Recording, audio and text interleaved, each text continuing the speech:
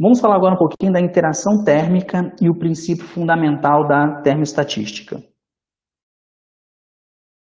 Vamos considerar um exemplo. Então, nesse exemplo nós temos o seguinte: considere dois subsistemas A e B que podem interagir, ou seja, trocar energia.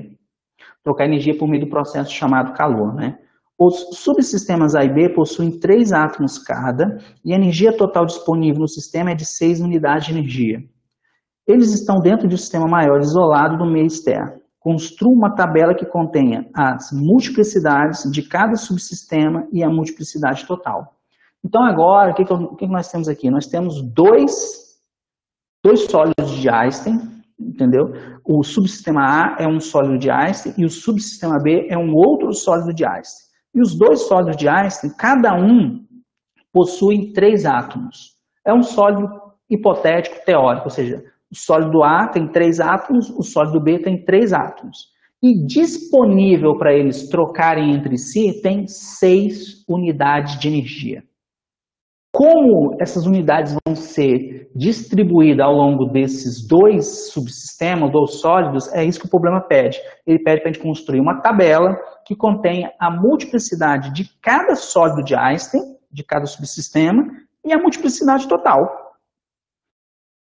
Então, a situação que nós temos aqui, ó, tem aqui essa divisória externa, que isola os dois sólidos do meio exterior, e cada sólido, o sólido A e o sólido B, possuem 3 átomos, né? O N aqui é o número de átomos, ou o número de osciladores, e as energias, ou seja, a energia que o A tem, mais a energia que o B tem, vale 6. 6, no caso, 6 unidades de energia, ou 6 HF. Nós estamos falando de sólido de Einstein. Então, 6 HF de energia. E uma coisa importante que nós temos que lembrar aqui é o seguinte: a energia térmica aqui é trocada de maneira muito lenta. Então, aqui a energia térmica é trocada de maneira muito lenta. Porém, quando essa energia chega até o sólido, rapidamente ela é alocada entre esses 3 átomos. Então, nós temos 2 escalas de tempo aqui, que é a escala de tempo de energia, de troca de energia entre o sólido A e B, que é lenta, e nós temos a escala de energia, que é quando a energia é alocada nos átomos do próprio sólido. Isso é feito de maneira rápida. Então, nós temos que ter isso muito claro em mente, né? Quando a energia chega no sólido, rapidamente ela é alocada entre os átomos ou entre os osciladores. Então, o que nós podemos ter? Vamos lembrar que nós temos aqui 6 unidades de energia disponível para os dois. Então, quais são as situações que nós temos que fazer? A tabela aqui mostra que nós temos que listar todas as possibilidades de ocorrência. O que pode acontecer, por exemplo? A energia do sólido A pode ser desde 0 até 6, ou seja, pode ser que o sólido A tenha desde nenhuma energia, ou seja, os seus 3 átomos estão no estado fundamental, ou pode ser que ele tenha 6 unidades de energia. Ok? Como essas unidades de energia estão distribuídas ao longo dos átomos, não é o ponto importante aqui. O ponto importante é o seguinte, que o sólido A, ele terá toda a energia do sistema. Se ele tem toda a energia do sistema, o sólido B não vai ter nada. Você lembra? Só tem 6 unidades de energia disponível. Então, nós podemos ter essa situação em que o sólido A não tem nada e o sólido B tem 6, ou o sólido A tem 1 e o sólido B tem 5, nem que tem que se conservar, né? Ou podemos chegar aqui no extremo, onde o sólido A tem 6 e o sólido B tem 0. Com isso, agora nós podemos calcular a multiplicidade de cada um dos sólidos. Por exemplo, sólido A, se o sólido A tem 0 de energia, ou seja, todos os seus 3 átomos estão no estado fundamental, a pergunta é, né, de quantas maneiras diferentes nós podemos repartir 0 unidade de energia para os 3 átomos? A resposta é de uma maneira só. É aquela maneira que eu não dou nada para nenhum deles. Então, nenhum deles vai ganhar. Então, é como se fosse as 3 caras para baixo. Ou seja, nenhum ganha energia. Vamos pensar também na situação em que o sólido A possui uma unidade de energia. Então, eu tenho uma unidade de energia para ser distribuída por 3 átomos. Então, o que o sólido A pode fazer? Pode dar para o primeiro átomo e não dar nada para os outros 2, ou pode dar para o segundo átomo e nada para os outros 2, ou para o terceiro átomo e nada para os outros 2. Então, eu tenho 3 possibilidades distintas de distribuir essa uma unidade de energia. Por isso, a multiplicidade vale 3. E se eu tivesse 2 unidades de energia? Se eu tivesse 2 unidades de energia, eu poderia fazer a mesma coisa. Eu pego 2 unidades de energia e vou distribuir por 3 átomos. Eu pego a primeira, dou para o primeiro átomo, a segunda unidade de energia dou para o segundo átomo. Não deixo nada para o terceiro. E posso ir fazendo isso para ver as possibilidades de distribuição. Ou nós podemos simplesmente utilizar a expressão. Ó. O que a expressão diz? O sólido de Einstein é assim, né? A multiplicidade, dependendo de N, que é o número de átomos, e Q, que são as unidades de energia, vale quanto mesmo? N mais Q menos 1, isso aqui fatorial, dividido por N menos 1 fatorial, que são o número de osciladores, sempre subtraem um número de osciladores é menos 1, dividido por Q fatorial, que são as unidades de energia. Então, o ômega de 3 átomos e 2 unidades de energia, como fica?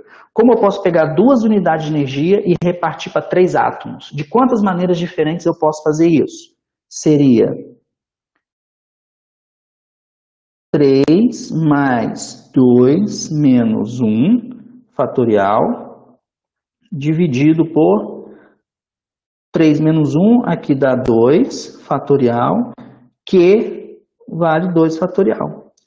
Então, fazendo a conta, fica 4 fatorial no numerador e embaixo 2 fatorial, que vale 2, vezes 2 fatorial, que vale 2. Então, para terminar, o que nós vamos ter? Nós vamos ter em cima, no numerador, 4 vezes 3 vezes 2, não é isso? 4 vezes 3 vezes 2 vezes 1, dividido por 4. Então, simplifica. Então, nós temos 3 vezes 2, que dá 6. Então, existem 6 possibilidades, 6 maneiras distintas de você pegar 2 unidades de energia e distribuir por 3 osciladores. Como está aqui, ó, como é dito aqui. Você pode fazer isso para cada um desses casos. Por exemplo, N igual para 3 unidades de energia. Vamos supor que o sólido A tenha 3 unidades de energia. Então, tem 10 maneiras diferentes. E você vai ter que fazer a mesma coisa para o sólido B. E como há uma simetria no problema, ou seja, o sólido A tem 3 unidades de energia e o sólido B também tem 3 unidades de energia, então os valores eles vão se repetir. Então, ó, os valores vão se repetir. Isso só acontece porque eles são idênticos. E qual seria a multiplicidade total do sistema? A multiplicidade total do sistema, o sistema é composto pelos 2 sólidos. A multiplicidade total do sistema, nós vamos escrever ela como o produto de ômega A para o ômega B, como está aqui, ó. Então, 1 vezes 28 dá 28, 3 vezes 21, 63, por aí vai. E note, 10 vezes 10, 100, depois vai diminuindo. Então, ela começa, aumenta, depois diminui. E exatamente aqui no centro, ó, nessa região central, é que possui o valor máximo. Nesse valor central é onde a multiplicidade do sistema total possui seu valor máximo. Note que isso nos remete isso nos faz ver que existe alguma coisa importante aqui, porque a multiplicidade aumenta no começo, chega até o valor máximo e depois diminui. Então, e ela possui exatamente seu valor máximo quando, olha só, quando a energia está se distribuída de maneira igual pelos 2 osciladores. Então, quando eu tenho 3 unidades de energia para o oscilador A e eu tenho 3 unidades de energia para o oscilador B. Então, quando o sistema foi liberado, o que acontece? Nós sabemos lá atrás, que nós aprendemos, o sistema busca atingir o equilíbrio térmico. O que seria, então, o equilíbrio térmico sendo visto a partir dessa tabela? Quando você pega os dois sólidos e coloca eles para trocar energia, o equilíbrio térmico, que é eles atingirem a mesma temperatura, significa que a energia vai se distribuir igualmente entre eles, pelo fato de eles serem iguais, e a multiplicidade do sistema vai atingir o seu valor máximo. Note que aqui esse 462 é a multiplicidade total, e cada situação dessa aqui, ó, é o que eu vou chamar de macroestado. Então aqui, por exemplo, ó, o sistema se encontra nesse macroestado. Quando o sistema se encontra nesse macroestado, onde 2 unidades de energia foram distribuídas pelo oscilador 1, então isso designa um macroestado. Então o QA, aqui, repetindo, ele designa um macroestado. Por quê? Uma vez sabendo quem é o QA, você automaticamente sabe quem é o QB.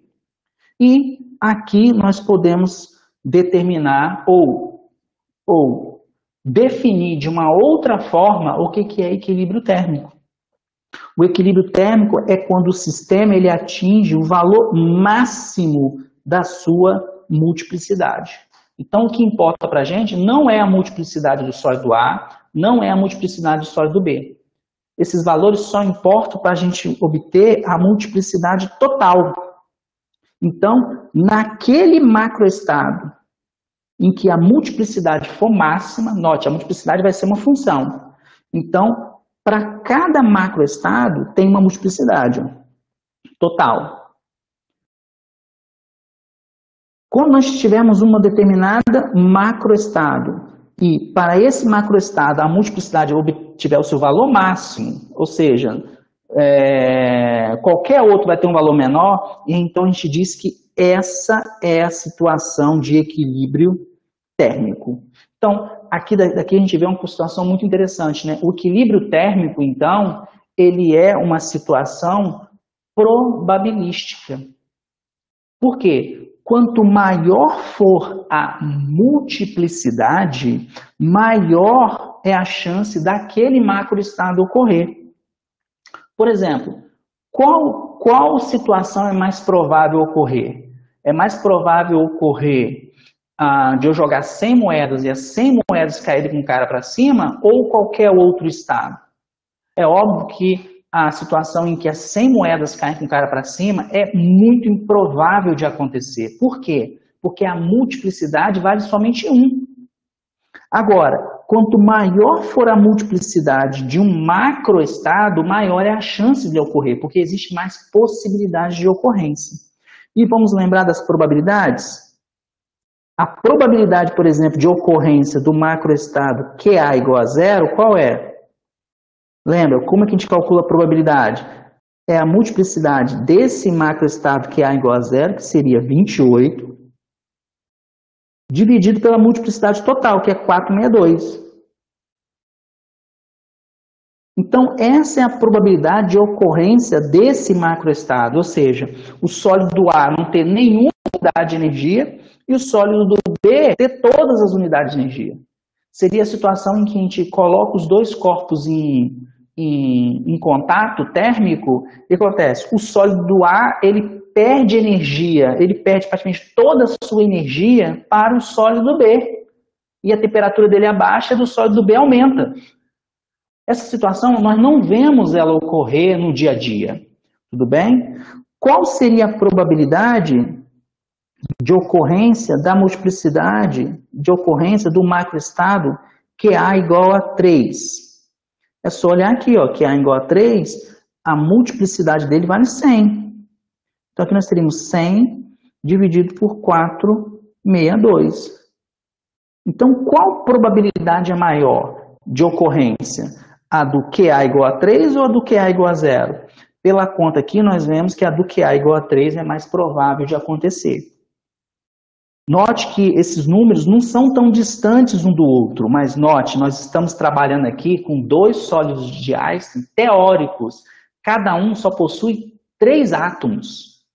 Então é um modelo teórico que nem existe na prática, mas ele já nos está dando pistas do que está acontecendo. Como o QA igual a 3 é mais provável de acontecer, tem uma probabilidade maior de acontecer, ou seja, se nós colocarmos os dois sólidos em contato, é mais provável que aconteça o QA igual a 3. Se o QA igual a 3, o QB igual a 3. Se o QB igual a 3, a multiplicidade do A vale 10, a multiplicidade do B vale 10 e a multiplicidade total vale 100. E nós vemos que QA igual a 3 e QB igual a 3 significa que a energia se dividiu igualmente entre eles. Então, no final, eles vão ter a mesma temperatura. Então, é isso que nós vamos chamar de equilíbrio térmico. Então, a gente vê que o equilíbrio térmico, na realidade, ele tem por trás dele uma natureza probabilística. Quando a gente coloca dois corpos com temperaturas diferentes e eles atingem a mesma temperatura, isso quer dizer que isso é o que é mais provável de acontecer. A probabilidade disso acontecer é maior do que a gente coloca um corpo que está com temperatura maior e um corpo que está com temperatura menor, e o que está com temperatura menor, a temperatura diminui ainda mais, e o que está com temperatura maior, a temperatura dele aumenta ainda mais. Essa tabela está dizendo que isso é improvável de acontecer? Não, ela está dizendo que isso é que a probabilidade disso acontecer é muito pequena, tanto que a gente não vê isso acontecer. Mas ela não está dizendo que é impossível. É a mesma história de eu jogar 100 moedas e perguntar qual é a chance de todas caírem com o cara para cima. Alguém vai dizer o seguinte, é impossível. Não, existe uma probabilidade de que todas as moedas caem com o cara para cima, mas é muito pequeno. É a mesma afirmação que eu estou fazendo aqui. Se você coloca um corpo com uma temperatura menor do que outra, a probabilidade da temperatura dele diminuir ainda mais e a temperatura do outro corpo aumentar ainda mais, tudo bem? Segundo as leis da termoestatística, isso não é proibido de acontecer. É que a probabilidade disso acontecer é muito pequena. O que é mais provável acontecer é que eles atinjam um equilíbrio térmico.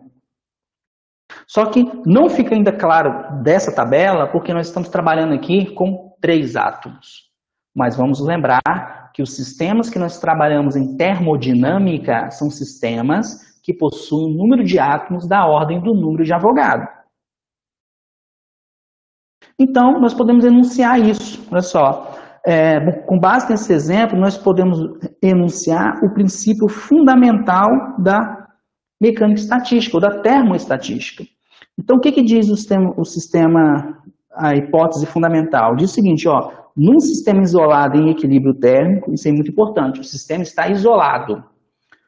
Todos os microestados acessíveis são igualmente prováveis. Então, todos os microestados acessíveis são igualmente prováveis. Isso aqui é uma informação extremamente forte, tá?